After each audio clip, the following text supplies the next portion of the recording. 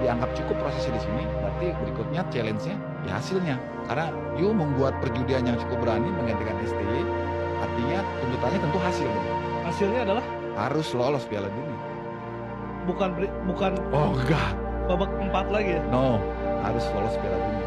Nah, ini pertaruhan yang Harus. Karena itu saya katakan ini perjudian yang sangat besar. Kalau cuman berharap lolos posisi ataupun juga rank 3, rank 4 ataupun lolos ke fourth playoff gitu ya, kan nggak jaminan lolos Piala Dunia. Kalau sekarang dengan pelatih yang baru, dengan mengakomodasi kepentingan para pemain yang lebih besar, ya harus lolos Piala Dunia. Kan Pak Erik memang tujuannya Piala Dunia. Ya sudah, itulah bertarunglah di situ. Cuma nggak harus zero mistake, nggak boleh lagi ada kesalahan lagi. 4 match ini zero mistake. Iya, harus Nggak zero boleh ada mistake. coba-coba, nggak boleh ada eksperimen lagi. Iya, harus firm. STY dipecat hari ini. Terima kasih buat Pak STY, masih inget banget.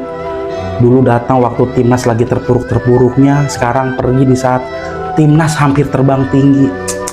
Sabar ya Pak, jangan sedih. Pesan buat STY, kenyataannya memang ada kok Pak, kita berjuang untuk sesuatu yang salah. Tapi ingat, nggak ada perjuangan yang sia-sia. Yang ada perjuangan kita disia-siain. Ya, tapi bagaimanapun manusia hanya perantara, jangan bergantung. Di saat yang lain mengecewakan, meninggalkan, tapi Allah tidak.